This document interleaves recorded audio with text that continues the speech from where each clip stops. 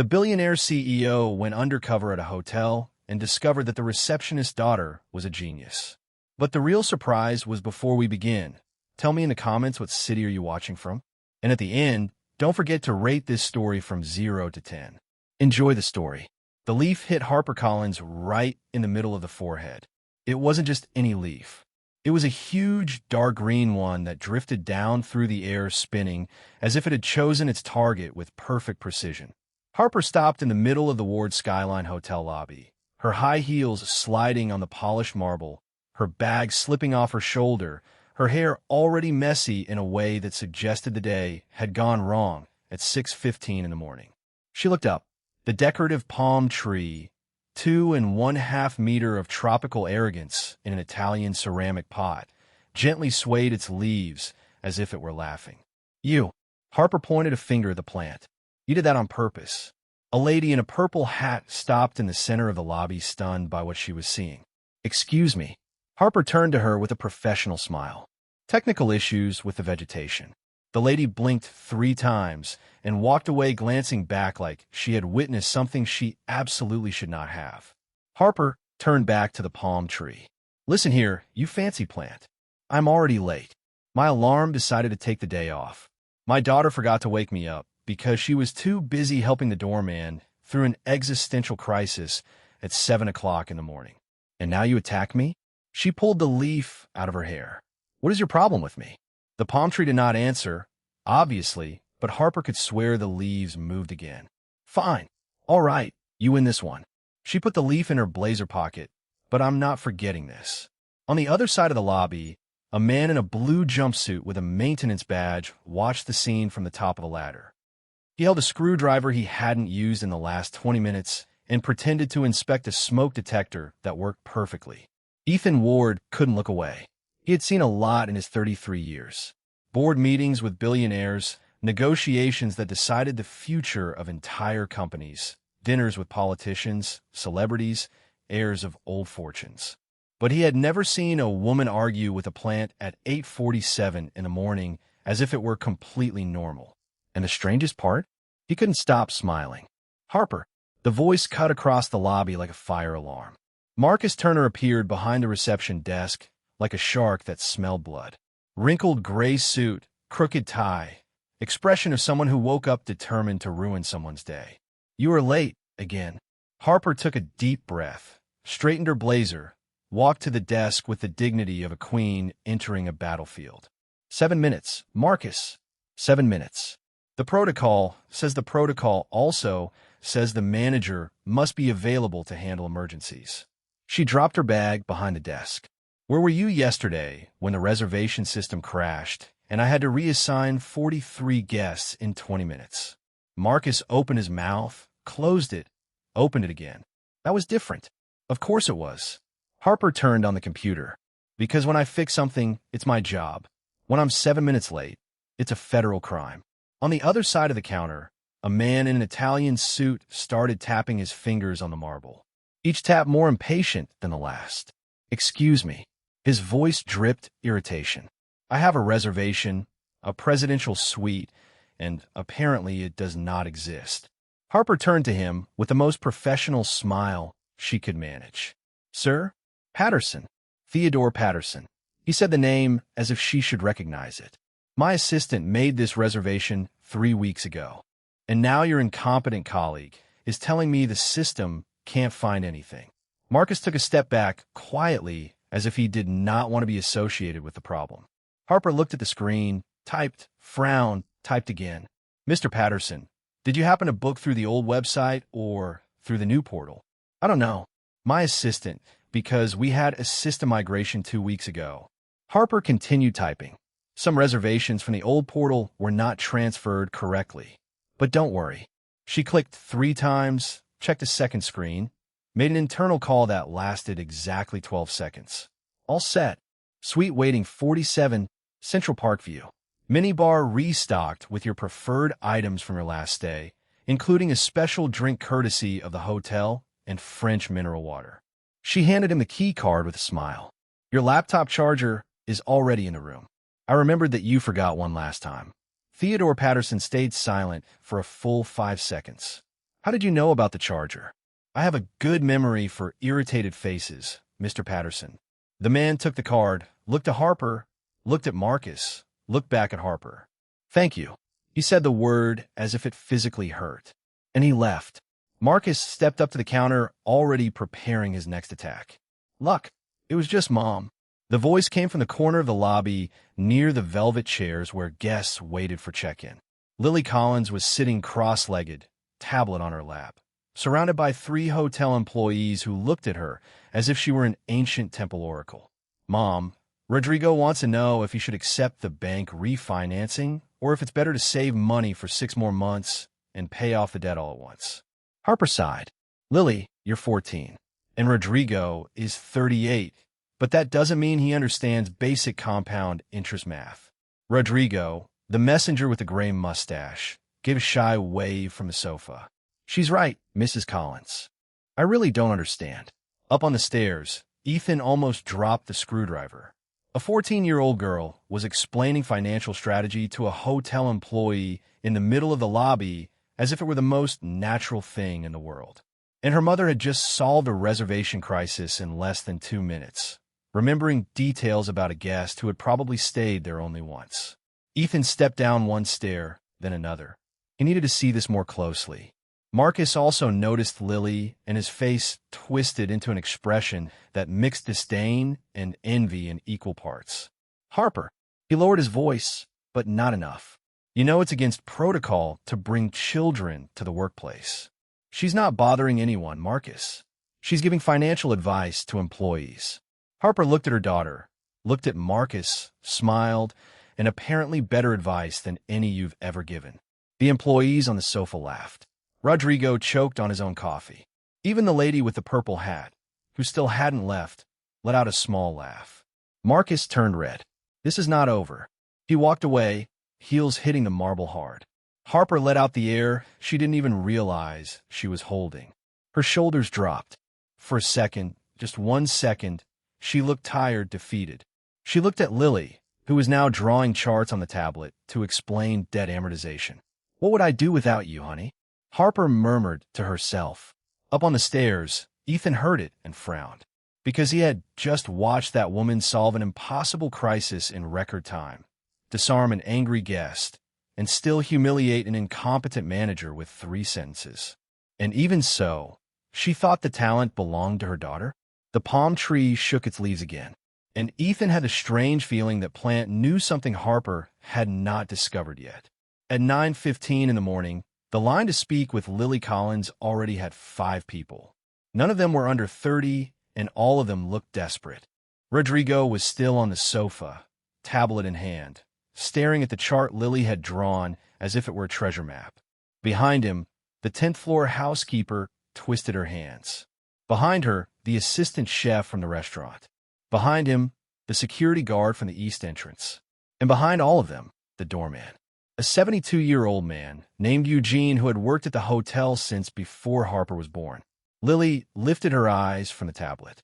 Next, the housekeeper took a step forward, looked around as if she were about to confess a crime, and whispered, "My boyfriend wants us to live together, but he still hasn't sold the car he bought with his ex. What should I do?" Lily blinked. Once, twice. Is the car in his name or hers? His. And does he pay the loan on time? Late every month. Lily sighed like a college professor tired of explaining the basics. If he can't organize himself enough to pay for a car, how will he share rent, electricity, and groceries with you? She crossed her arms. Tell him to sell the car first. If he solves that in 60 days, you consider it. If he doesn't, you already have your answer. The housekeeper widened her eyes. Are you sure you're 14? 15 in March. My goodness. Up on the stairs, Ethan pretended to tighten a screw that had already been tight for 20 minutes. He had seen many things in life. Financial consultants with Harvard degrees, therapists with decades of experience, executive coaches who charged $500 an hour. None of them gave advice as direct as that 14-year-old girl sitting on a red velvet sofa. Next, the assistant chef stepped closer, wiping sweat from his forehead with his apron. I want to ask for a raise, but every time I get close to the head chef, I freeze. Have you listed your contributions to the restaurant? No. Make a list. 3 things you did in the last 6 months that improve the operation. When you have it, schedule a formal meeting, not a hallway conversation. Lily looked back at the tablet and stopped staring at him during service. That would make anyone nervous. The assistant chef swallowed hard. How do you know I stare at him? You're staring at me right now. He looked away so fast he almost twisted his neck. Across the lobby, Harper was typing quickly on the computer. A couple had just arrived at the counter. Young, with that very specific sparkle and those loving looks from people who were about to get married. But they looked completely panicked. The airline lost all our luggage. The bride was on the edge of tears. All of it, including the dress I was supposed to wear tonight for the celebration dinner. My mother is flying in from Connecticut. She's going to see me in these airplane clothes, and she will never forgive me. The groom looked just as devastated. And my suit, the only suit I own, my dad gave it to me when I graduated. Harper looked at them, looked at the computer, looked at the clock. 10:43 in the morning. The dinner was at 8 o'clock. 9 hours. She had 9 hours. What size is the dress? Harper asked. 6. And the suit? 42 regular. Harper grabbed the phone and dialed a number from memory. Cynthia, it's Harper from the Skyline. I know you're busy. I know, but I need a huge favor. Pause. Evening dress size 6, elegant but not too formal.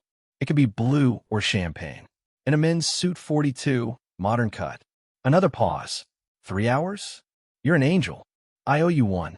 She hung up. The couple stared at her as if they had just witnessed a miracle. You'll have new clothes at 2 o'clock. Harper smiled. In the meantime, our express laundry service will press and freshen what you're wearing now. And I'll ask the restaurant to prepare a complimentary brunch in your room while you wait. The bride started crying, but this time out of relief. How? How did you do that? I know a stylist who handles last-minute emergencies. She supplies clothes for TV productions when something goes wrong on set. Harper shrugged. I helped her once when she stayed here and her room had a plumbing issue. She said she owed me. Now she doesn't. The groom squeezed Harper's hand so tightly she winced. You saved our wedding. I saved the dinner. The wedding is your responsibility. They laughed. She laughed. And for a second, everything felt perfect until Marcus showed up. He appeared behind Harper like a storm cloud on a sunny day. Arms crossed, expression like he had swallowed something sour for breakfast. Harper, a word. She turned around, still smiling. Go ahead, Marcus. In private. I'm in the middle of a guest service. The couple has been taken care of. He pointed at the newlyweds walking toward the elevator. Now my office. Harper took a deep breath. She knew that tone. It was the tone of I'm going to find something to complain about, even if nothing is wrong. Before leaving the counter, she looked at Lily. Her daughter was explaining something to Eugene, the doorman. The 72-year-old man scratched his head, confused, while Lily gestured with endless patience. So technically neither came first. Lily was saying, evolution doesn't work like that. What happened was a gradual mutation. At some point, a bird that wasn't exactly a chicken laid an egg with slightly different DNA. And from that egg came what we consider a chicken. So the egg came first, but it wasn't a chicken egg. It was an egg that contained chicken. Eugene blinked. But then, who laid the egg? A proto-chicken. A what? Think of it as a prehistoric chicken. The chicken has a grandfather? Harper felt her chest tighten. Look at her, 14 years old, and explaining evolutionary biology to a man who probably never finished high school. What would I do without this girl? Up on the stairs, Ethan frowned again. He had just watched Harper improvise an impossible solution in under 3 minutes. She used a contact network that probably took years to build, solve an emotional crisis with empathy and practicality, and even made the couple laugh in the middle of their panic. And still, she looked at her daughter as if all the brilliance in the room was on the other side of the lobby. Marcus cleared his throat. Harper, my office. Now, she went. And as she walked down the hallway, the palm tree in the corner of the lobby gently rustled its leaves. Ethan looked at the plant. The plant, if plants could do such a thing, seemed to look back. You're seeing this too, right? Ethan whispered. The palm tree didn't answer. But a leaf fell from the highest branch and floated down until it landed on the step right beside Ethan's foot. He picked it up, looked toward the hallway where Harper had disappeared, and decided he needed to find out what was happening in that hotel. The meeting in Marcus's office lasted exactly 11 minutes. Harper walked out with her job intact and her dignity in pieces. And the worst hadn't even started. She went back to the reception desk, trying to keep her posture. Straight back, chin up, professional smile in place. But inside, Marcus's words still echoed. You only function because your daughter is here to think for you. It wasn't the first time she heard that. Her ex-husband used to say the same thing. With different words, of course. Softer, more polished. But the poison was the same. You can't do anything by yourself, Harper. She took a deep breath, adjusted her badge, turned on the computer. Focus on work. Just focus on work. You. The voice exploded in the lobby like thunder on a sunny day. Harper lifted her eyes. A man was crossing the lobby with furious steps. Pinstripe suit, Italian shoes, a watch that probably cost more than her car, and a look of absolute anger. Are you the front desk clerk who was here last night? Harper blinked. Sir, I leave at 6 o'clock. Last night, I don't care. He slammed his hand on the counter so hard the pen holder jumped. Someone at this desk allowed my wife to enter my room. My wife, the one I've been divorcing for 8 months. The entire lobby froze. A family with 3 kids stopped on their way to the elevator. An elderly couple fell silent. Even a pianist in the corner stopped playing. Harper swallowed. Sir, if there was a protocol error, I can check. Check. He laughed, but there was no humor in it. My almost ex-wife walked into the room, saw my girlfriend's things, and now she's threatening to ruin the divorce agreement. We're talking about millions of dollars. Million? I understand your frustration, but you understand nothing. He pointed a finger at her. I want the name of whoever allowed it. I want an explanation, and I want someone punished for this. That was when Marcus appeared, and for the first time in her life, Harper wished he had taken longer. Mr. Whitmore. Marcus stepped up beside the counter with that oily smile he saved for wealthy guests. Please accept my sincere apologies. What happened was unacceptable. Unacceptable is an understatement. I agree completely. Marcus placed a hand on his chest, as if he were taking an oath. And I can assure you the person responsible will be properly punished. Harper felt her stomach drop. Marcus, I wasn't here last. Harper. He turned to her with that cruel gleam in his eyes. Mr. Whitmore is one of our most valuable guests, and clearly there was a serious protocol failure. But I didn't. You're the senior receptionist. Everything that happens at this desk is your responsibility. Marcus adjusted his tie. Mr. Whitmore, I would like to inform you that Harper Collins is officially suspended while we investigate what happened. The silence that followed was deafening. Harper opened her mouth, closed it, opened it again. You can't suspend me for something I didn't do. I can and I am. Marcus smiled. Unless you have some way to prove your innocence. I wasn't even here. But your daughter wasn't she? He tilted his head. From what I know, she stays around here late, sometimes giving advice, solving the staff's problems. A dramatic pause. Maybe she allowed the entry and you're covering for her. The world stopped. Harper felt as if someone had thrown cold water in her face. What are you implying? I'm not implying anything. I'm just saying maybe. Marcus shrugged. You depend so much on your daughter to think for you that you didn't even notice what she did. Across the lobby, Lily stood from the couch. That's a lie. Lily, no. Harper raised her hand. Stay where you are. But Mom, please. Harper's voice came out firm, but her eyes were full of tears.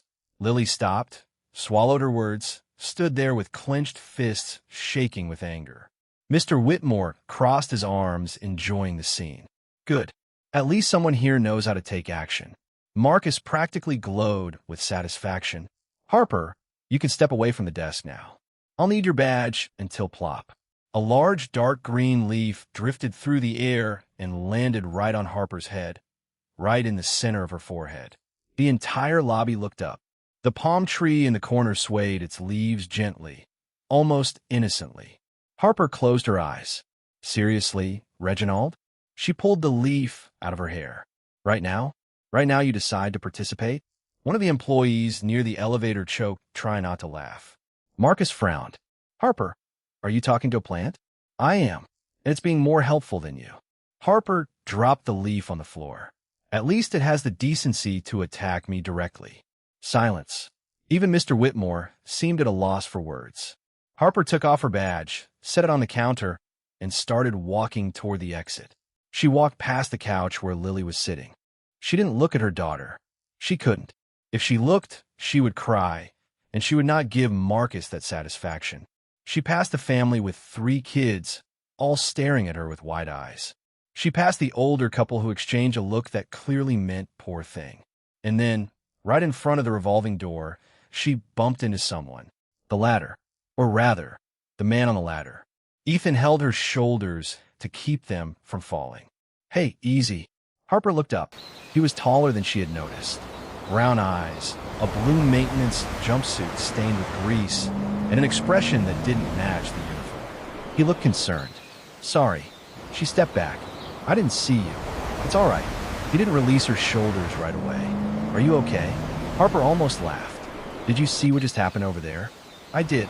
"Then you know that okay isn't exactly the word." Ethan studied her for a moment. Those eyes seemed to see past the uniform, past the badge she no longer wore, past the professional front that had collapsed. "That guy is wrong, he said quietly. "The manager, what he said about you." Harper blinked. "You heard that? Ladders have great acoustics." She allowed a short laugh. Not humorous, but almost real. "Well, at least the palm tree agrees with you." Ethan looked at the plant in the corner of the lobby. The plant shook its leaves. "She has good taste," he said. Harper frowned, confused. "The palm tree?" "The palm tree," Ethan confirmed. Clearly she knows who the most competent person in this lobby is. And before Harper could answer, he stepped away, returned to the ladder, climbed a few steps, but not before glancing back one last time. Harper stood there in front of the revolving door, feeling something strange in her chest. Who was that maintenance guy who spoke as if he knew more than he should? And why had the palm tree shaken its leaves toward him as if it were approving? She shook her head. Doesn't matter. She had bigger problems now, like explaining to her daughter that she might not have a job on Monday. Harper's suspension lasted exactly 4 hours and 37 minutes. That was how long it took for the hotel to fall into complete chaos without her. 3 double bookings, a peanut-allergic guest who almost received the wrong dish, a mix-up with a senator's car in a parking garage, and a bride who had a full meltdown because the honeymoon suite faced the wrong building. Marcus called Harper at 3 o'clock in the afternoon. "I need you to come back." Those were his only words. No epali. No admission he was wrong. Just that dry sentence and the heavy breathing of someone who had swallowed his pride with difficulty. Harper almost said no. Almost. But she had bills to pay, a daughter to support, and Manhattan rent that wasn't going to pay itself just because her manager was a fool. So, she went back. HarperCollins walked through the Ward's Skyline Hotel lobby as if nothing had happened. Back straight, chin lifted, eyes locked on the palm tree in the corner. "Don't even think about it." She pointed a finger at Reginald as she passed. "If you drop one more leaf on my head today, I swear I'll throw you in the trash, pot and all." The palm tree gently rustled its leaves. Harper narrowed her eyes. "I mean it." On the other side of the lobby, Ethan watched from the top of the ladder. He had spent the entire day thinking about that woman. The way she handled the crisis with the couple who lost their luggage. The way she stood up to Marcus even while being humiliated. The way she protected her daughter even when she was falling apart inside. And most of all, the way she had no idea she was extraordinary. Ethan stepped down one rung, then another. Today, he was going to find out more. Lily was in her usual spot, the red velvet couch near the front desk, tablet on her lap. 3 employees already lined up. Ethan approached, pretending to check an outlet on the nearby wall. "Excuse me." He crouched beside the couch, screwdriver in hand. "I just need to check this outlet. Circuit issue." Lily didn't even look up from the tablet. "The outlet is working. I charged my tablet there 10 minutes ago." Ethan blinked. "Oh, it might be intermittent. Outlets do not work on and off." Now Lily looked at him. They either work or they do not. If there were a problem, the breaker would have shut off. Silence. Ethan felt a cold sweat on the back of his neck. This girl was dangerous. "You understand electrical systems?" he asked, trying to change the subject. "I understand logic." Lily looked back at the tablet. "And yours makes no sense." Across the lobby, Harper was helping a guest who was gesturing wildly. "Sir, I understand the mini bar should have sparkling water and not still water, but I can fix that and you do not understand." The man, short, bald, wearing a suit that probably cost more than Harper's apartment, slapped his hand on the counter. "I specified sparkling water in my reservation. Sparkling. It is on my file." Harper typed quickly. "You are right. It is on your file, and I apologize for the mistake. I will send a full case of sparkling water to your room in 15 minutes along with a special drink from the hotel." The man stopped. "A special drink?" "Yes." Harper offered a calm, professional smile. "It is a house selection, very well liked by our guests. If you prefer something non-alcoholic, I can arrange that instead." The man blinked. "No, I think the complimentary drink is fine." "Perfect. Anything else I can do for you?" No, I think that is all." He walked away, clearly confused that he had arrived angry and left satisfied. Ethan watched the whole scene. She did it again, turned a problem into an opportunity, combined angry guest with empathy and quick action. And I bet she does not even notice. He turned to Lily. "Your mother is good at what she does. She is amazing," Lily said without hesitation. "The problem is she does not believe it." Ethan felt his chest tighten. "Why not?" Lily shrugged. "My dad used to say she could not do anything on her own. I think she still believes that." The silence that followed was heavy. Ethan cleared his throat. "Can I ask you a question?" "You already are." "A hypothetical question." Lily finally looked up from the tablet, curious. "Okay, go ahead. If you were hiring someone for an important position, would you choose someone loyal or someone with the perfect resume?" Lily frowned. "What kind of position?" "A position where the person has access to confidential information, where you need to trust them completely." "Loyalty," Lily answered without hesitation. "You could train a resume. You cannot train character." Ethan smiled. "And what if the loyal person makes a serious mistake?" "Everyone makes mistakes. The question is whether the person takes responsibility or tries to hide it." Lily tilted her head. "Why are you asking me this? You're a maintenance technician." Ethan felt his heart speed up. "I like hypothetical questions." "These are not hypothetical questions." Lily narrowed her eyes. "These are job interview questions, like from a big company." The cold sweat on Ethan's neck turned to ice. "I read a lot," he said quickly. "Business magazines, the ones in waiting rooms." Lily kept staring at him. "Maintenance technicians read Forbes in waiting rooms? Curious ones do, right?" That right was the most threatening sound Ethan had ever heard. Across the lobby, a commotion interrupted them. "Harper!" Marcus appeared behind the desk, face red, veins standing out in his neck. "What is it now?" Harper sighed.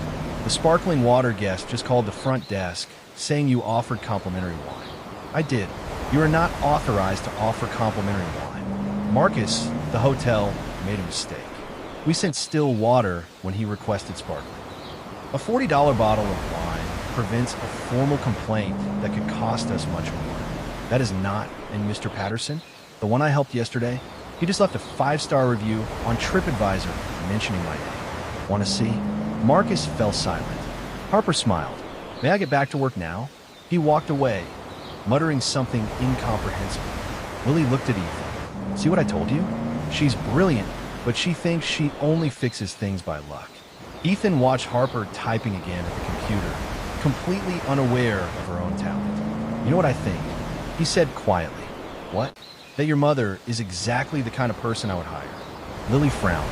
"You? A maintenance technician hiring a receptionist?" Ethan realized the mistake too late. It is just a way of speaking. A very strange way of speaking. She looked at him again with those analytical eyes that felt like X-rays. "You are a very unusual technician. Did you know that?" Before Ethan could answer, the palm tree in the corner of the lobby shook its leaves violently. A huge leaf broke off and landed right on Marcus's head as he walked past. The manager screamed, tripped over his own feet, and nearly fell onto a luggage cart. The entire lobby stopped to look. Harper lifted her eyes from the computer. Lily lifted her eyes from the tablet. Ethan lifted his eyes from the outlet he wasn't even fixing, and all three of them at the same time looked at the palm tree. Reginald softly shook its leaves. "I swear," Harper murmured, "this plant has favorites." Lily smiled, and Ethan decided that hotel was the most interesting place he had ever visited in his entire billionaire life. Marcus waited exactly 2 days to attack again. This time he didn't aim at Harper. He aimed at her daughter. It was an ordinary Tuesday, 10:20 in the morning.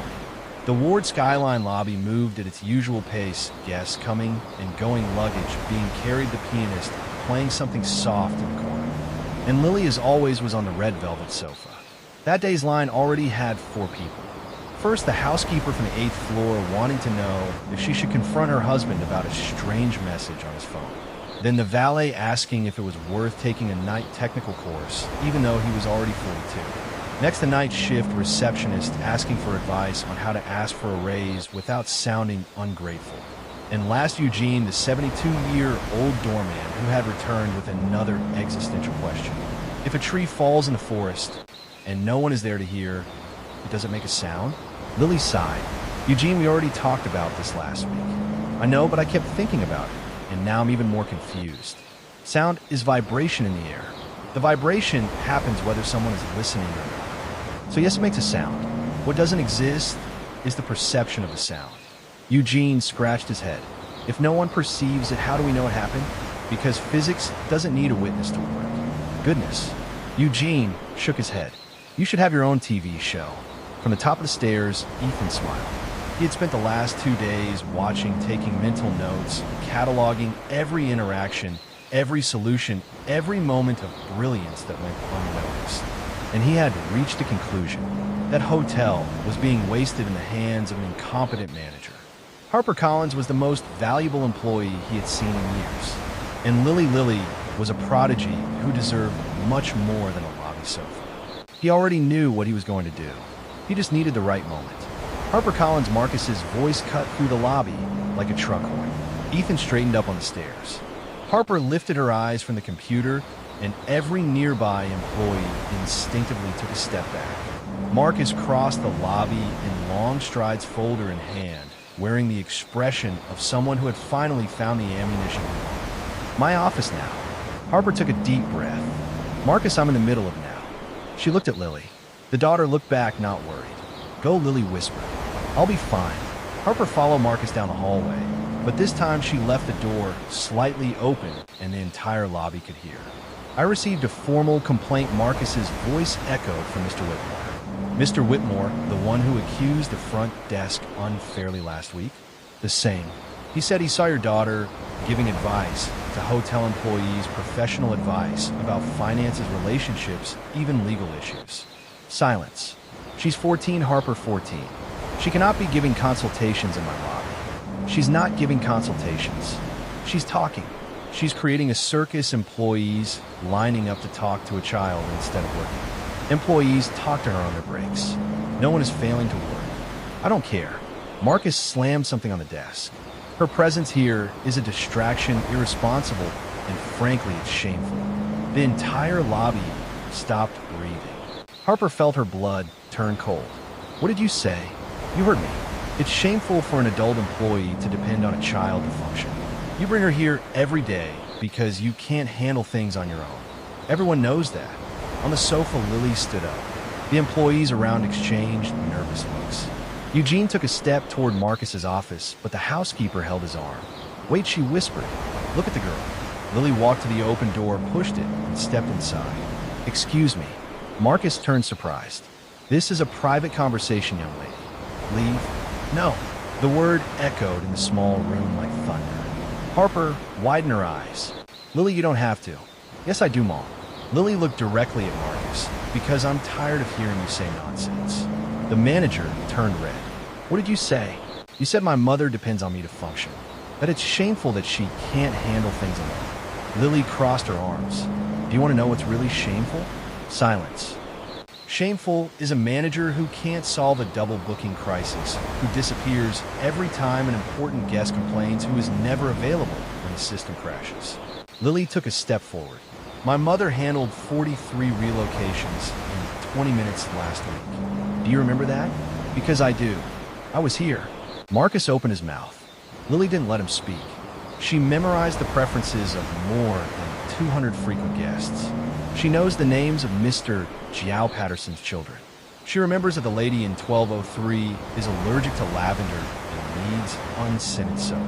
She turned an angry man into a satisfied guest with 3 sentences and a bottle of wine. Harper felt her eyes sting. Lily, in you? Lily looked at Marcus with cold disdain. What have you done this week besides trying to suspend the employee who holds this entire hotel on her shoulders? Outside the office, the lobby had gone completely silent. Employees watched through the open door stunned. Guests had stopped walking. Even the pianist had stopped playing. Marcus turned red, then white, then red again. You can't talk to me like that. I just did, Lily replied calmly. And unlike you, I have arguments. At the top of the stairs, Ethan started walking down step by step slowly without taking his eyes off the scene. Marcus turned to Harper desperate. Are you going to let your daughter disrespect me like this? Harper looked at Lily, then at Marcus, then at her daughter again. And for the first time in a long time, she didn't feel ashamed. She felt proud. She didn't disrespect you, Marcus, Harper said softly. She just told the truth, and the truth doesn't need permission. Marcus shook with anger. This is not going to end like this. You two are going to what? The voice came from the doorway. Everyone turned. Ethan was standing there, blue coveralls, a screwdriver in his pocket, and an expression that did not match a maintenance uniform at all. Marcus frowned. Who are you? Ethan didn't answer. He just looked at Harper, then at Lily, then at Marcus, and smiled. I think we need to talk.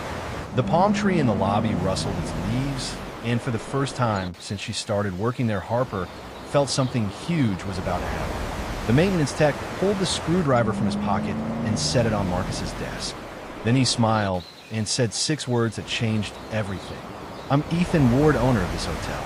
The silence that followed was so complete you could hear the wall clock ticking. Marcus turned white, not pale, white like paper, like milk, like someone who had just seen a ghost wearing blue coveralls. What? Ward, Ethan repeated calmly, as in Ward Skyline Hotels, the entire chain, 15 properties, including this one. Harper felt her knees weaken. She looked at Ethan, at the uniform, at the maintenance badge on his chest, at the face she had seen watching from the top of the stairs for days. The tech, the odd tech, who asked strange questions, the tech, who said the palm tree had good taste. The tech was the owner. I'm going to faint, Harper whispered. Please don't. Ethan said gently.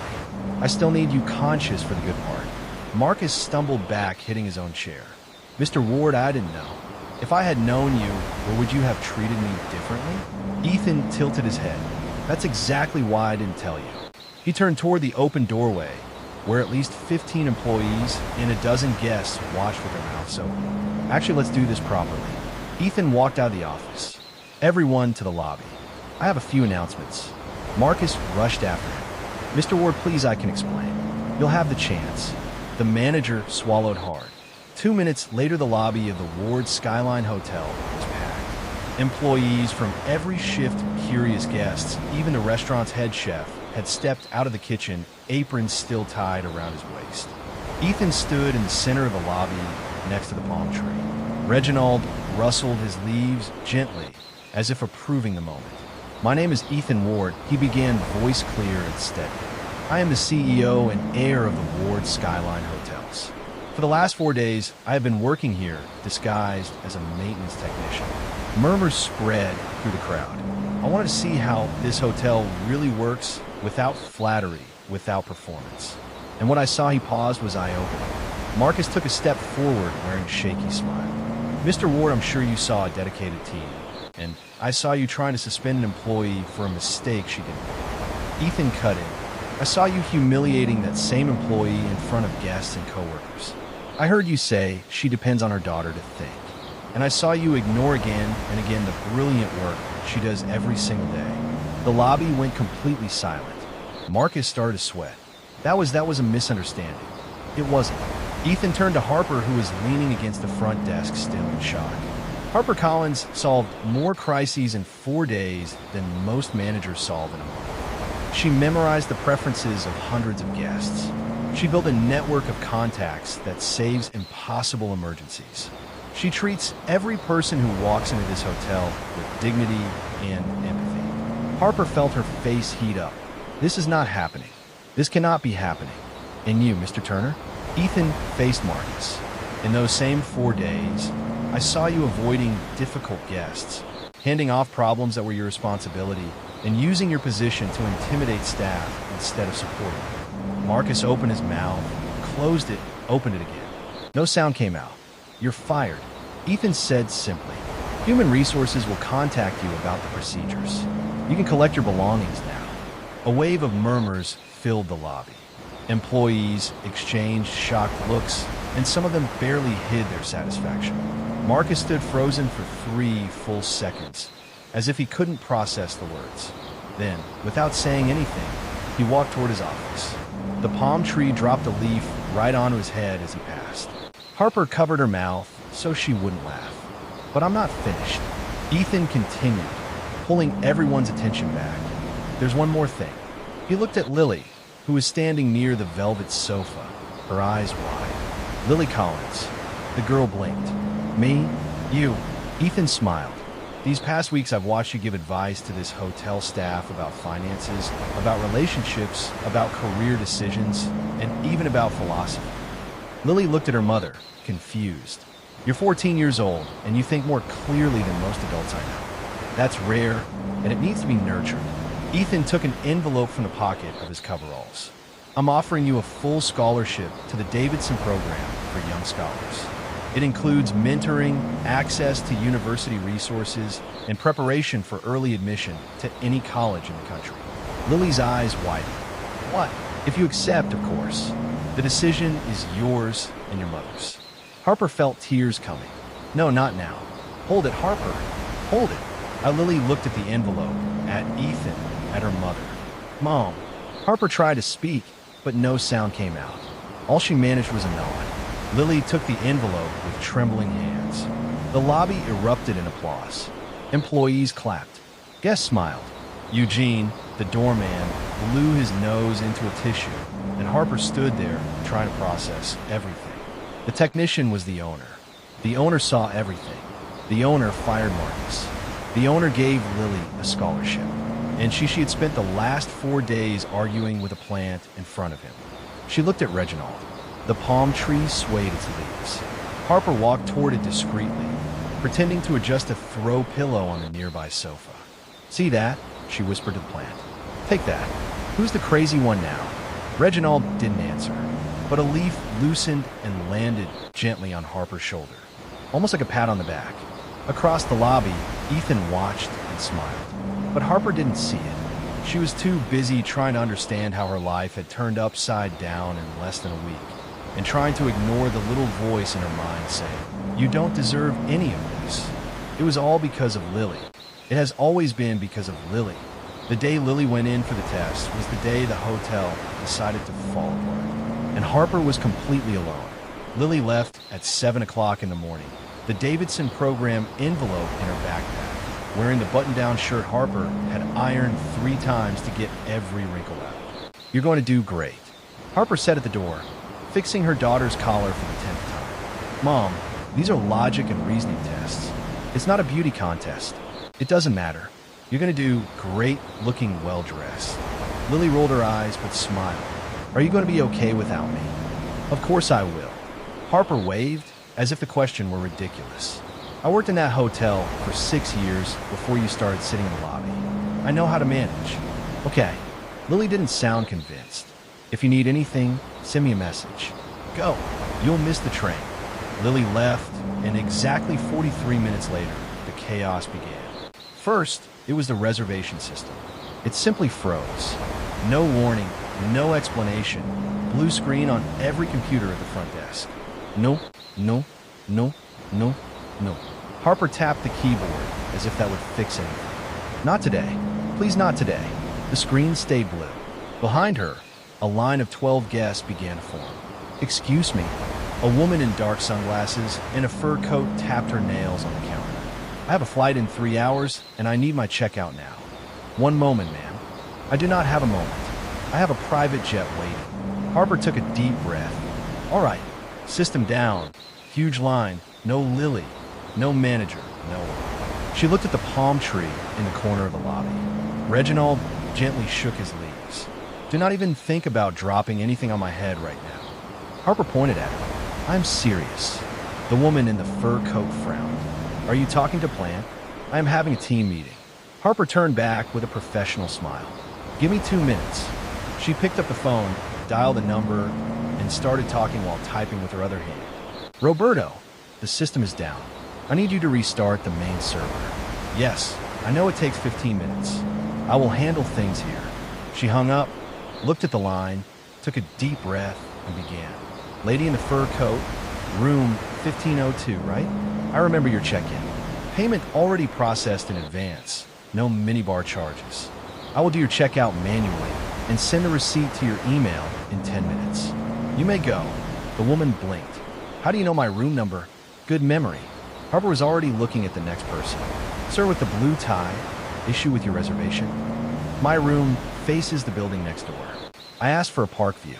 Available room with park view, 1847. I will make the change now and send someone to get your luggage in 15 minutes. Next, across the lobby, Ethan watched. He had arrived 20 minutes earlier, without the jumpsuit this time. Dark suit, coffee in hand, posture of someone who was there just to check how things were going. But he could not take his eyes off Harper. She was handling everything, alone, without the system, without help, without Lily. And she seemed completely unaware of what she was doing. Honeymoon couple, room 2201. Harper continued, working through the line like a conductor. Did the complimentary sparkling wine arrive yesterday? No, I will take care of it. Lady with the small dog, I already requested an extra mat for your room. It arrives in 10 minutes. Sir with the hat, your car was taken to the wrong parking area, but the valet is bringing it back. One by one, guests were taken care of. One by one, every problem was solved, and Harper did not even stop to breathe. Ethan walked quietly over to Eugene, the doorman, who was watching with a proud smile. Has she always been like this? Eugene turned, surprised to see the owner of the hotel beside him. Mr. Ward, I did not see. You can call me Ethan. He waved a hand, and you can answer the question. Eugene looked at Harper, who was now explaining to an Italian guest in improvised Italian where the best pizza place in the neighborhood was. Always, the doorman said, since she started here 6 years ago. Lily is brilliant, of course, but Harper, he shook his head. Harper is the heart of this hotel. She just does not know it. Ethan felt something tighten in his chest. Why does she not know? Because no one ever told her. Eugene sighed. Her ex-husband spent years saying she was not good enough. The former manager, the one you dismissed, did the same thing.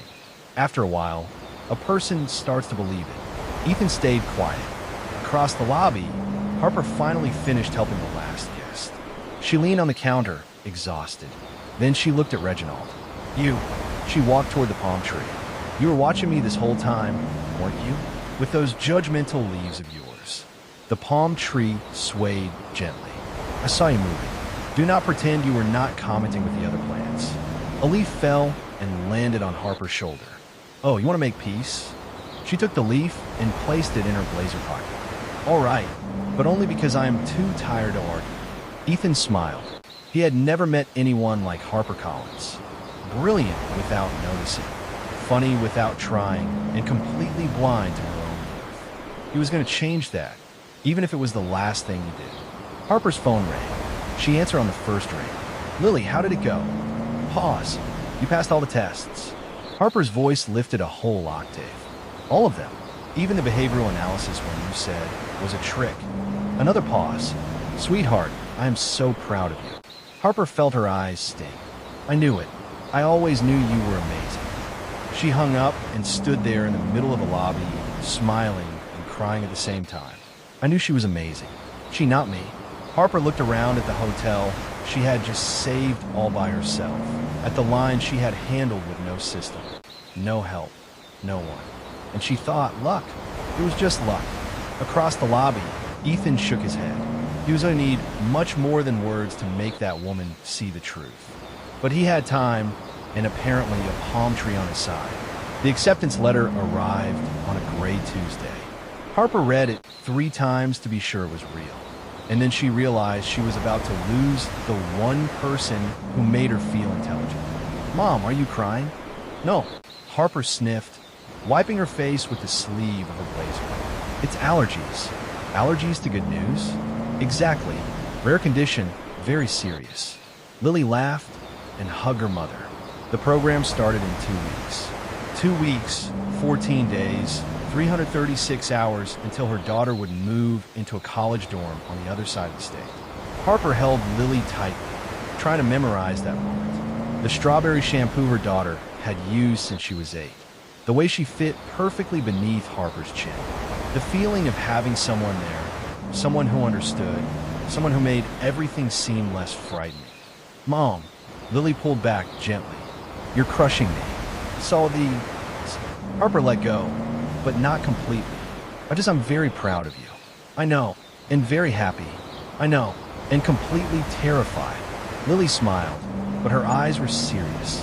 "Mom, you're going to be okay." "Of course I will." Harper forced a smile. "I always am." But they both knew it wasn't true. The next days were a blur of preparations.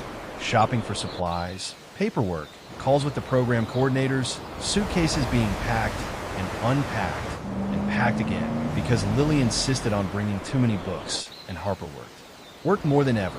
Actually arrived early, left late, solved problems that weren't even hers.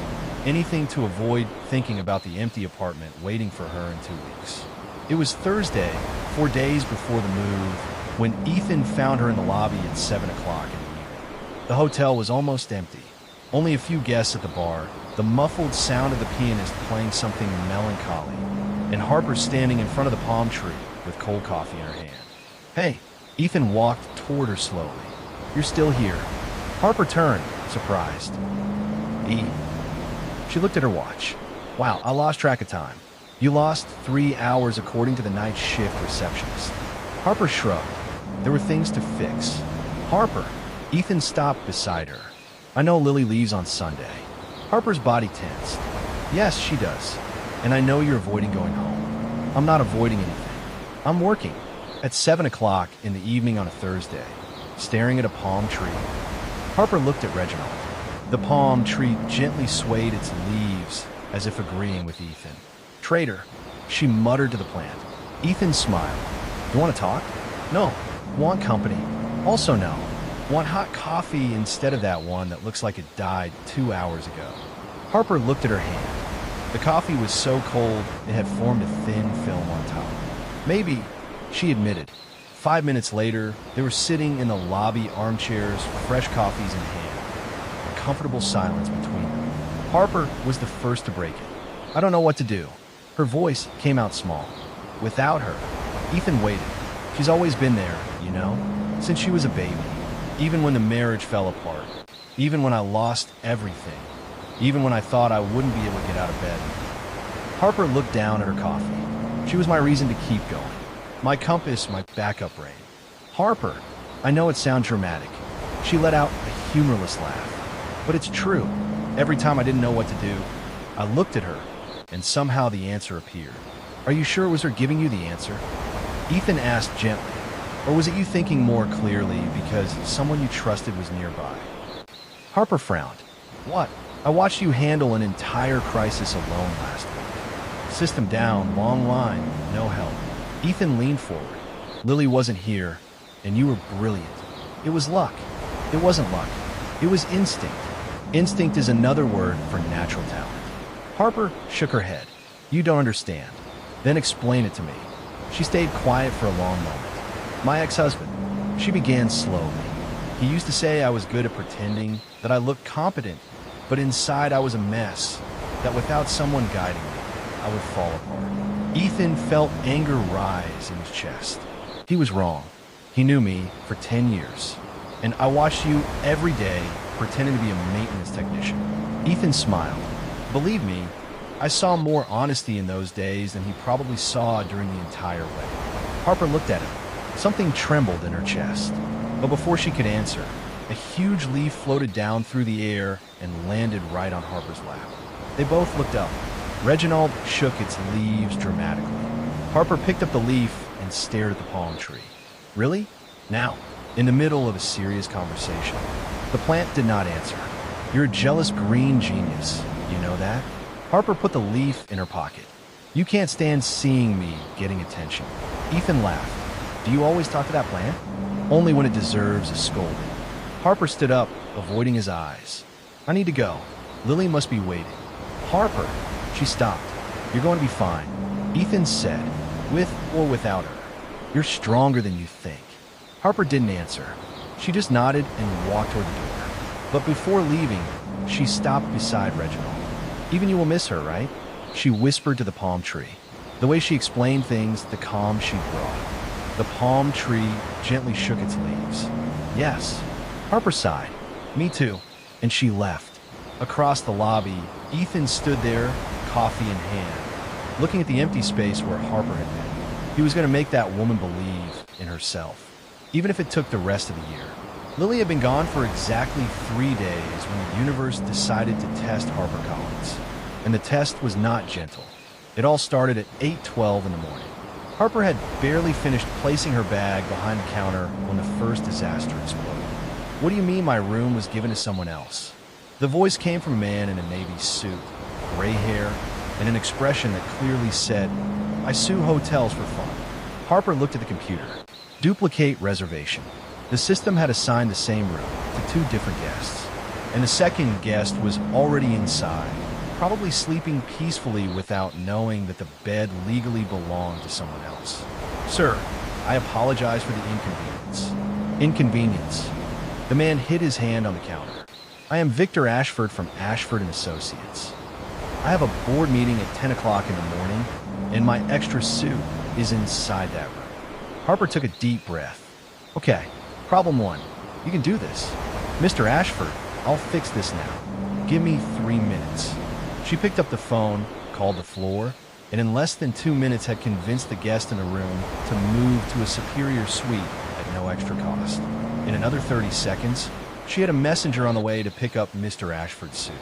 Your suit will be in express laundry in 10 minutes, pressed and ready. And as an apology, the hotel offers 1 additional night free on your next stay. Mr. Ashford blinked. You solved everything. I did. Harper smiled. Anything else? He opened his mouth, closed it, looked genuinely confused. No, thank you. And he left. Harper let out her breath. 1. How many left? The answer came in the form of a shout from the restaurant. What do you mean we're out of salmon? Harper ran. She literally ran. Crossed the lobby at full speed, avoided a luggage cart, jumped over an abandoned suitcase, and almost knocked over a flower vase. Excuse me, she shouted as she passed the palm tree.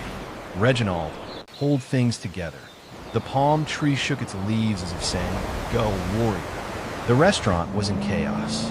A VIP guest, a woman in a red dress and jewelry that probably cost more than Harper's apartment, was standing in the middle of the dining room, furiously gesturing at the assistant chef. I booked this table 2 weeks ago specifically because you promised wild Alaskan salmon. And now you tell me it's gone? The assistant chef, the same one who had asked Lily for advice about how to ask for a raise, looked pale with fear. Ma'am, there was a problem with the supplier. I don't want to hear about problems. I want salmon. Harper approached with the calm of a hostage negotiator. Ma'am, good morning. I'm Harper Collins from reception. May I help? The woman turned. Unless you have a salmon hidden in your pocket. No, I don't. Harper smiled. But I know a restaurant 3 blocks from here that serves the best wild salmon in the city. The chef is a friend of ours and can prepare a special dish in 20 minutes. I can ask them to deliver it here on our hotel plate, as if it were from our menu. You won't pay the difference. The woman narrowed her eyes. You can do that. I can and I will. Harper was already picking up the phone. Giovanni, it's Harper. I need a huge favor. 7 minutes later, the woman in red was seated, wine glass in hand, waiting for her salmon with a satisfied smile. The assistant chef looked at Harper as if she were a saint. How did you do that? I have friends in the right places. Harper adjusted her blazer. Now, if you'll excuse me, I heard something about the key system freezing. Back in the lobby, she found a line of 5 angry guests because their key cards weren't working. Harper fixed everything in 12 minutes, restarted the backup system, reprogrammed the cards manually, and still found time to calm a crying child who had lost her teddy bear on the 3rd floor. The teddy bear was found under a bed in 6 minutes. The child hugged Harper like she was the hero of the movie. And Harper? Harper was exhausted. She leaned on the counter, taking a deep breath when she felt someone walk up. "You are amazing, you know that?" Ethan's voice. She turned. He was there, leaning against a column, arms crossed, watching her with an expression Harper couldn't read. "I saw everything," he said. "The double booking, the salmon, the key cards, the teddy bear. It was just work. It was brilliance." Ethan stepped closer. "You handled 4 crises in less than 2 hours, with no help, no Lily, no one." Harper felt her face warm. "I just did what I had to do." "Exactly." Ethan smiled, and it was outstanding. She didn't answer because the truth was she didn't feel outstanding. She felt tired, worn out, like she was running on a treadmill that would never stop. "I almost lost Mr. Ashford," she whispered. "If I had been 1 minute later. But you weren't late. And the salmon. I was lucky I know Giovanni. If I didn't know him. But you do because you spent years building those connections." Harper shook her head. "You don't understand." "I understand perfectly." Ethan took another step. "You are the most competent person I've ever met, and the only one who can't see it." Harper's eyes burned.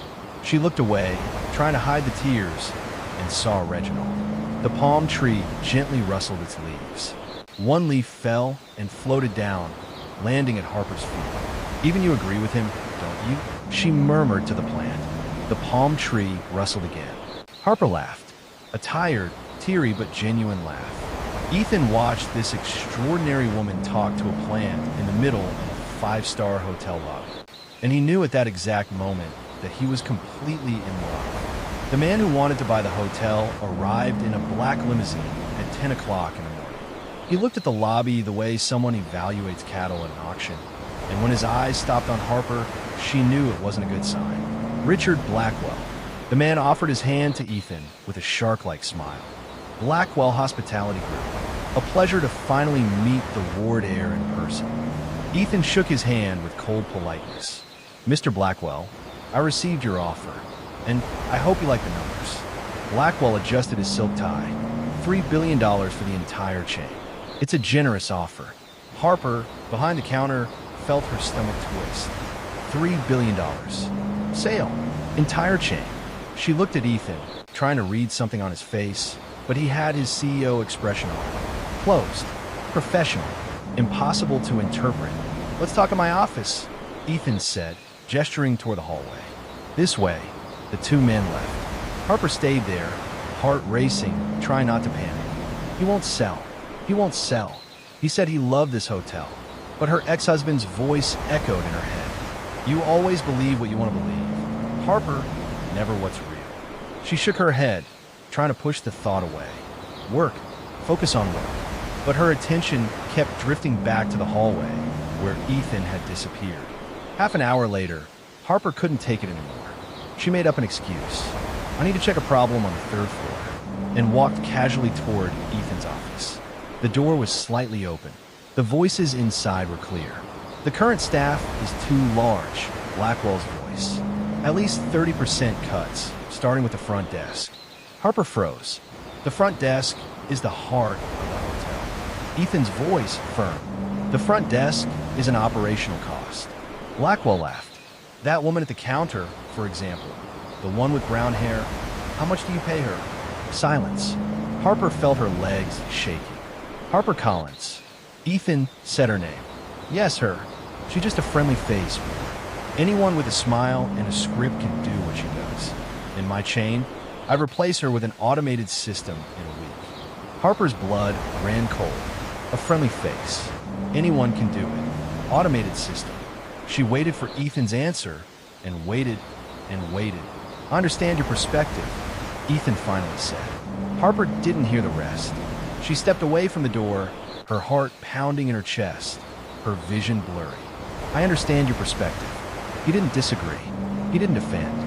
He understood the perspective that she was replaceable. Harper crossed the lobby in quick steps, trying not to cry. She walked past the front desk without looking at anyone, past the guests waiting for assistance, and went straight to the palm tree in the corner. "Reginald," she whispered, her voice unsteady. "I need a minute." The palm tree gently swayed its leaves. Harper hid behind the huge pot, leaning against the wall, taking deep breaths. "Okay." Here we go. She looked at the plant. You're my therapist now. Pretend you're listening. Silence. I know you don't talk. That's the point. Therapists shouldn't talk too much. Harper sniffled. So, here's the problem. I thought he saw me as, I don't know, someone special, someone who mattered. But apparently, I'm just a friendly face that any automated system could replace. The palm tree didn't answer. And the worst part, Harper went on, her voice breaking. The worst part is that maybe he's right. Maybe I really am nothing more than that. Maybe my ex-husband was right all along. A leaf dropped and landed on Harper's shoulder. She let out a humorless laugh. Thanks for the support, Reginald. Very helpful. Ethan's voice came from behind her. Harper turned so fast, she almost knocked the pot over. Ethan, I was just checking the plant. It looked dry. It looked dry. Very dry. Critically dry. I was worried. Ethan looked at the palm tree. The leaves were green and shiny, clearly well hydrated. Harper, I need to get back to the desk. She tried to walk past him. Ethan gently held her arm. You heard the conversation. It wasn't a question. Harper stopped. I heard enough. You heard Blackwell being awful, and you heard me say I understood his perspective. Exactly. You didn't hear the rest. Harper looked at him. What rest? The part where I said I understood his perspective, but that he was completely wrong. Ethan released her arm, but didn't step back. The part where I said Harper Collins is worth more to this hotel than any automated system could ever offer. The part where I turned down his offer. Harper blinked. You turn it down? $3 billion, I turn it down. Ethan smiled. Because this hotel is not for sale, and neither are the people who work here. Harper's heart raced. But he said a lot of nonsense, and I let him talk because I wanted to see what kind of person he was. Ethan stepped closer. Now I know, and he will never set foot in this hotel again. Harper felt tears returning, but this time they weren't sad. I thought you agreed with him. Her voice came out small, that I was just replaceable. Harper, Ethan held her face with both hands. You're many things. Brilliant, stubborn, funny, completely out of your mind for talking plants. He smiled. But replaceable? Never. A leaf from Reginald chose that exact moment to fall and landed right on Ethan's head. Harper laughed to her tears. I think Reginald approves. Ethan removed the leaf from his hair, looking at the palm tree with mock indignation. Thank you for the vote of confidence, Reginald. The palm tree swayed its leaves, and Harper, for the first time in a long time, felt that maybe, just maybe, she was enough. Ethan called everyone to the lobby at 4 o'clock in the afternoon. Employees, guests, even the pianist stopped playing. And Harper had no idea she was about to hear a truth that had taken 32 years to arrive. What's happening? She whispered to Eugene, who was standing beside her near the desk. The doorman smiled mysteriously. You'll see. Eugene, what do you know? Nothing. You're smiling. I always smile. You never smile. You've had a funeral face since 1987. Eugene shrugged, still smiling. Harper looked around. The lobby was packed. Housekeepers, bellhops, night shift receptionists who shouldn't even be there. The restaurant's chef, the valet, even the lady with the purple hat, who apparently lived at the hotel, sat in an armchair, watching everything with curiosity. And in the center of it all, next to Reginald, stood Ethan. He waited for silence. Then he began. I want to thank all of you for being here. His voice carried through the lobby. Some of you already know we received an offer to buy the hotel. $3 billion for the entire chain. Murmurs spread through the crowd. I turned it down. The murmurs turned into sighs of relief. But that isn't the only reason I called you here. Ethan looked around. I called because over the past few weeks, while I worked undercover in this hotel, I learned something important. Harper felt her heart speed up. I learned that numbers do not tell the whole story, that spreadsheets do not measure dedication, and that the real value of a place is in the people who make it work. Ethan turned to her, Harper, and she wished she could disappear. Harper Collins. No, please don't do this. When I met you, I was pretending to be a maintenance technician. You were arguing with a palm tree. A few laughs spread through the lobby. Harper felt her face burn. I watched you solve a reservation crisis in 2 minutes. I saw you save a young couple's wedding with one phone call. I saw you stand up to an unfair manager, survive an absurd suspension, and come back to work as if nothing had happened. Ethan took a step toward her, and in all those moments, you thought it was luck or instinct or because of her daughter. Harper swallowed, but it wasn't. Ethan turned to the staff. I would like to ask all of you to share something with me. And with her, Eugene was the first to raise his hand. I will start. The doorman straightened up. 4 years ago, my wife got sick. I needed money for medicine that our insurance did not cover. I didn't tell anyone. Harper frowned, but Harper noticed something was wrong. She pulled me aside and asked if everything was okay. When I told her, she disappeared for half an hour. Eugene looked at Harper. She came back with an envelope. Inside were the names of 3 pharmaceutical assistance programs, a contact in HR to renegotiate my insurance, and $200 from her own pocket. Harper's eyes widened. Eugene, that was Lily, was 10 years old at the time. Eugene continued. She did not even come to the hotel yet. Silence. The housekeeper from the 8th floor raised her hand. May I speak? Ethan nodded. 3 years ago, I was in a terrible relationship. My boyfriend controlled everything, my money, my friends, my schedule.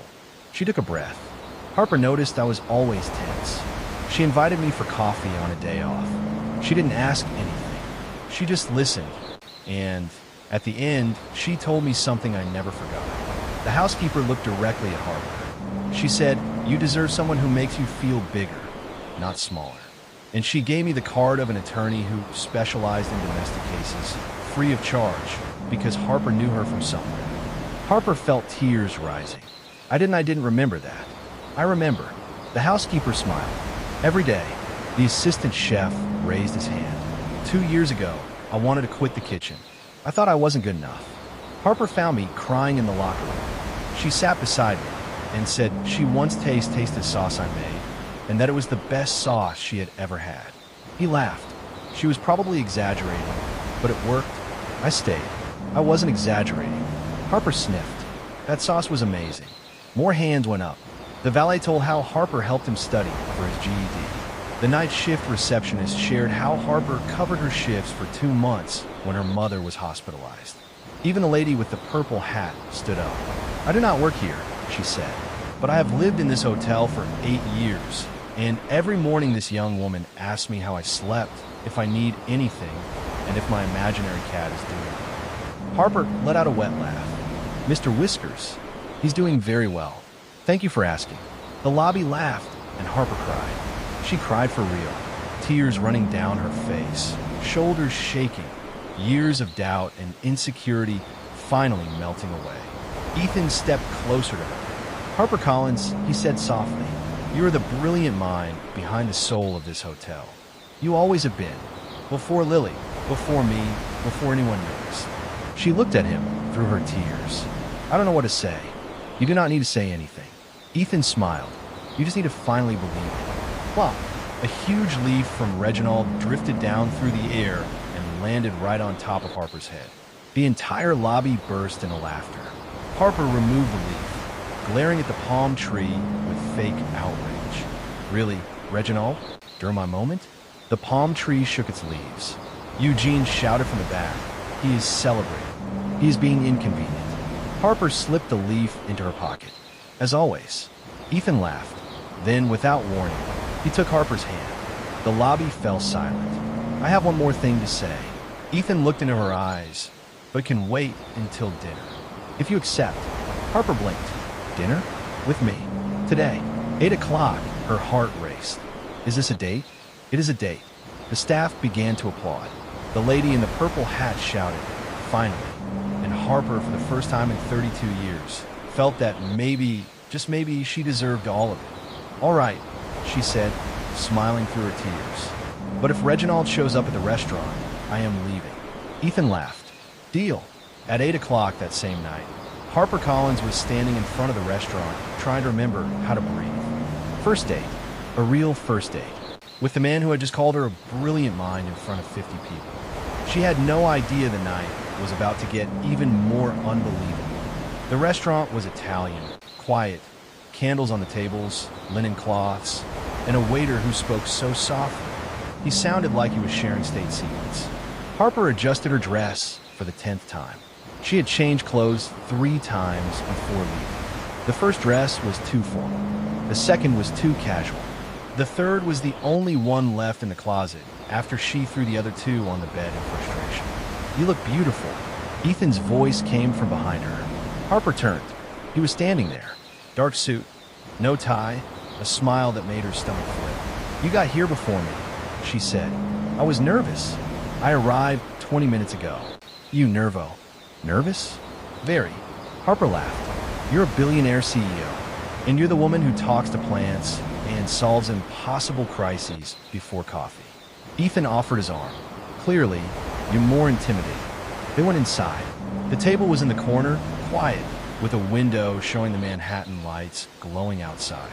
Harper sat down and immediately dropped her napkin, then bumped her elbow into the water glass, then almost knocked the menu into the candle. "I promise I'm not usually like this," she said, her face burning. "You're exactly like this." Ethan smiled. "I watched you for a few days, remember? From the ladder?" "From the ladder," he confirmed. "You dropped the pen holder twice on the first day, tripped on a lobby rug at least 3 times, and almost set your blazer on fire when you got too close to the decorative candle at the front desk." Harper covered her face with her hands. "Why are you telling me this?" "Because it was exactly in that moment when I realized I was falling in love." Harper lowered her hands. "What?" "When you almost set your blazer on fire." Ethan tilted his head. "You put the flame out with a cup of water, scolded the candle out loud, and 2 seconds later were smiling and guessed like nothing happened." He paused, and I thought, this woman is extraordinary. Harper didn't know what to say. Thankfully, the waiter arrived to save her. "Good evening. May I take your order?" "Lobster risotto for her," Ethan said, "and mushroom risotto for me." Harper frowned. "How do you know I like lobster risotto? You told the housekeeper on the 8th floor 2 weeks ago that it was your favorite dish." "You heard that. Staircases have great acoustics." Harper shook her head, laughing. "You are a very efficient observer. I prefer dedicated observer." Dinner continued. They talked about everything and nothing. About his childhood, absent parents, strict grandfather, an inheritance that felt heavier than valuable. About hers, the wrong marriage, a difficult divorce, years building a life just for herself and Lily. About fears, dreams, regrets. For the first time in years, she felt like. "You got quiet again," she said when Ethan stayed silent a little too long. "I'm thinking." "About what?" "About how to do this right. Do it right." And that was when the waiter appeared with the main dishes. Lobster risotto for the lady. He placed the plate in front of Harper carefully. "And for the gentleman." The waiter turned and tripped on his own foot. The plate flew. The risotto flew.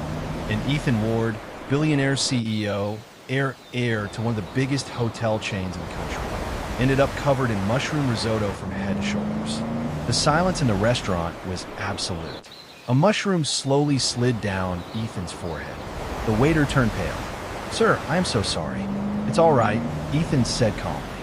"I'll get towels." "It's all right, really. Go." The waiter ran. Harper tried to hold it. She really tried, but the laughter escaped. First soft, then louder. Then she was laughing so much tears were running down her face. "Karma," she choked. "For the ladder." "Probably." Ethan picked a mushroom off his shoulder. "There's Parmesan on your ear." Ethan sighed and removed the cheese. "Harper?" "Yes. I was going to do this in a much more elegant way." "Do you?" Ethan stood up, walked to her side, and knelt. In the middle of the restaurant, covered in risotto, with a piece of mushroom still stuck to his collar. "Ethan." Harper's eyes widened. "What are you doing?" "I know this is the first date." He took a small box from his pocket, miraculously clean. "I know it's early. I know any normal person would wait months, maybe years." He opened the box. A ring. Simple. Elegant. A diamond shining in the candlelight. "But I'm not normal, and neither are you." Harper felt her heart stop. "I spent a week on a ladder pretending to be a maintenance technician just to stay close to you. I turned down $3 because I couldn't imagine this hotel without you. I know how you solve crises. I know how you treat people. I know you talk to a palm tree as if it were your best friend." His voice trembled. "I don't need more time to know it's you, Harper. I knew from the moment I saw you arguing with Reginald on the first day." Tears were running down Harper's face. "You're asking me to marry you on our first date." "I am, covered in risotto." "I am, with a mushroom on your collar." Ethan looked down, removed the mushroom, and tossed it aside.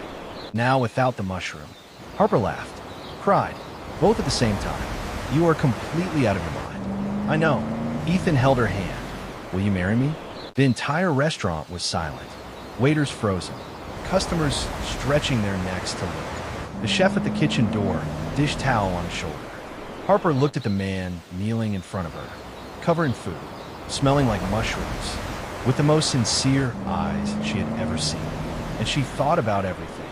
The years doubting herself, the ex-husband who said she wasn't capable, the voices in her head repeating that she wasn't enough. And then she thought about Ethan, the way he looked at her, the way he defended her, the way he saw something in her that she couldn't see herself. "Yes, yes, yes, you risotto-covered lunatic." She pulled him by the dirty collar and kissed him. "Yes, I'll marry you." The restaurant exploded in applause. The clumsy waiter cried with relief. The chef shouted something in Italian that sounded like a blessing. And Ethan, still on his knees, put the ring on Harper's finger with shaking hands. "I love you," he said. "I love you too." Harper looked at the ring. "But you'll need a shower before you take me home." "Fair." She helped him stand. And then, because the universe has a sense of humor, Harper's phone beeped. Message from Eugene. "Reginald dropped 4 leaves in a row. He's agitated. I think he knows something. Good luck, whatever is happening." Harper showed the screen to Ethan. The palm tree is a prophet. The palm tree is frightening. Ethan wiped risotto from his sleeve. "But apparently it comes with the package." "It does." "Then I accept it." Harper smiled, and for the first time in her life, the future didn't feel scary. It felt perfect. Messy, covered in risotto, and absolutely perfect. 6 months later, Harper Collins was standing in front of the mirror in the bridal suite, trying not to cry before even putting on the dress. And for the first time in her life, the tears weren't from fear. "Mom, you need to breathe." Lily's voice came from behind her. Harper turned. Her daughter was there, standing in the doorway, taller than the last time they saw each other. Hair longer, smile more mature. 6 months in the Davidson program had turned Lily from a prodigy teenager into a brilliant young woman. But her eyes were the same. The eyes Harper had known since the very first second of her daughter's life. "Lily." Harper's voice broke. Lily crossed the room in 3 steps and hugged her mother tightly. "I missed you so much," Harper whispered into her daughter's hair. "Me too." Lily held her even tighter. "But I wouldn't miss this wedding even if I had to swim here." Harper laughed through the tears. "From Massachusetts to New York, I would find a way." They separated but stayed holding hands. "You look beautiful," Lily said, glancing at the dress hanging behind her mother, even before putting it on. "I'm terrified." "I know," Lily smiled. "But this time it's different, isn't it?" Harper thought for a moment. Yes, it was different. 6 months ago, she could barely believe she deserved a dinner. Now she was about to marry a man who had seen her at the worst moment of her life and decided that was exactly where he wanted to be. "It's different," Harper confirmed. "It's very different." 1 hour later, the lobby of the Woodward Skyline Hotel was unrecognizable. White flowers everywhere, chairs arranged in a semicircle, an arch of roses where the reception desk usually was, and right in the center of everything, next to the improvised altar, stood Reginald. The palm tree had been decorated with small white lights and a banner that said, "Honorary Groomsman." "Who put that there?" The officiant, a justice of the peace who looked slightly confused, asked, pointing at the plant. "It was a team decision," Eugene explained, adjusting his bow tie. "Reginald is part of the family. Reginald is a plant. Reginald is an institution." The judge decided not to argue. The guests began to take their seats. Staff members filled the front rows. Housekeepers, bellhops, receptionists. The restaurant chef already holding a handkerchief in case he started crying. The lady with the purple hat sat in the very first chair, her hat decorated especially for the occasion. Regular guests whom Harper had turned into friends over the years filled the rest of the seats. And in front of everyone, beside the altar, Ethan waited. Dark suit, silver tie, and an expression that mixed absolute nervousness with complete happiness. "You're shaking." The best man, a childhood friend of Ethan's, whispered. "I know. You're a billionaire CEO. You've faced hostile board meetings. This is scarier." She's a woman who is 5 feet 5 inches. A 5 feet 5 inches woman who talks to plants and can solve any crisis in under 5 minutes. Ethan smiled. Of course she's scarier. The music started. Everyone turned, and Harper appeared at the lobby entrance. The dress was simple, white lace, classic cut, nothing extravagant, but she was radiant. The kind of radiance that comes from the inside, not from makeup or expensive fabric. Lily walked beside her, holding her mother's arm. "Ready?" Lily whispered. "No." "Good, let's go." They began walking down the improvised aisle between chairs. Staff members smiled. The lady with the purple hat was already crying. Eugene blew his nose loudly. And then, right when Harper walked past Reginald, plop, a huge dark green leaf spun through the air and landed directly on the bride's head. The entire lobby held a breath. Harper stopped, looked up. The palm tree gently rustled its leaves. "Really, Reginald?" Harper took the leaf out of her hair. "On my wedding day? Today." The plant didn't respond, but another leaf came loose and landed on Lily's shoulder. "I think he wants to participate," Lily laughed. "He wants attention, as always." Harper tucked the leaf into her bouquet, because at this point, why not, and kept walking. The lobby burst into laughter and applause. And when Harper finally reached the altar, Ethan was smiling, so openly he looked like a different person. "You put a leaf in your bouquet," he whispered. Reginald insisted. Of course he did. The officiant cleared his throat. "We are gathered here today." The ceremony was short and sweet. Vows exchanged, rings placed, tears shed, mostly by Eugene, who spent half the time blowing his nose and the other half mumbling. "I knew it. I always knew." But before the final kiss, Lily asked to speak. "I know this isn't traditional," she said, standing from the front row, "but I have something to say." Harper frowned. "Lily, you don't have to." "You don't." Lily walked up to the altar and turned to the guests. "Most of you know me as the prodigy girl, the kid who gave advice in the lobby, the genius daughter of Harper." She took a deep breath. "But for a long time, I let my mother believe she was just the mother of the genius kid, that the intelligence was mine, that she only functioned because I was around." Harper felt her eyes burn. "And that was the biggest injustice I could have done." Lily turned to her mother. "Mom, I'm not a genius by accident. I didn't wake up one day knowing how to solve problems, analyze situations, and understand people." Her voice trembled. "I learned by watching you every day of my life." A tear rolled down Harper's face. "I saw you turn furious guests into loyal customers. I saw you help staff you barely knew. I saw you solve impossible crises with calm, empathy, and creativity." Lily held her mother's hands. "I'm only a genius because I grew up watching you." The lobby fell silent, and then slowly the applause began. First Eugene, then the housekeeper, then the chef, then everyone. Harper hugged her daughter tightly, crying openly now, not caring about makeup or the dress or anything. "I love you," she whispered. "I love you too, Mom." Lily stepped back, smiling. "Now hurry up and get married because I want cake." The lobby laughed. Harper turned to Ethan, wiping her tears. He held her hands. "Do you believe in yourself as much as I do now?" he asked softly.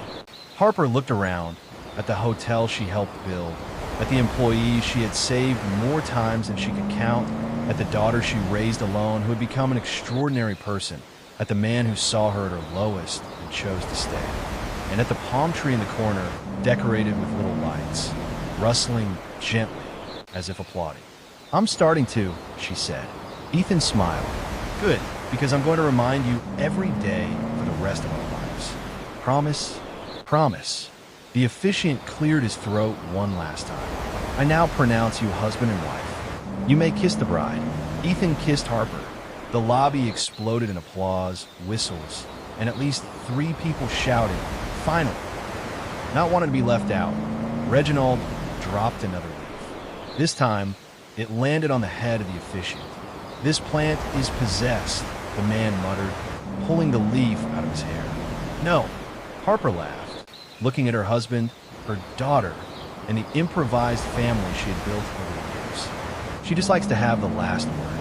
And as the celebration began, as champagne was served and the pianist played something cheerful, Harper Collins Ward, receptionist, quiet genius, wife, mother, and apparently best friend of a palm tree, finally understood something. She had never been just the genius girl's mother. She had always been the original genius. It only took 32 years, a CEO in disguise, and a dramatic plan for her to finally believe it. And that's how the story of Harper Collins Ward ends. The receptionist who talked to plants, solved impossible crises before breakfast, and spent 32 years without realizing she was a genius. Now I want to hear from you. What did you think of Reginald, the most dramatic palm tree in hotel history? Leave your thoughts in the comments. On a scale from 0 to 10, what score would you give this story? And don't forget to subscribe and turn on notifications to receive more emotional stories like this one. See you in the next.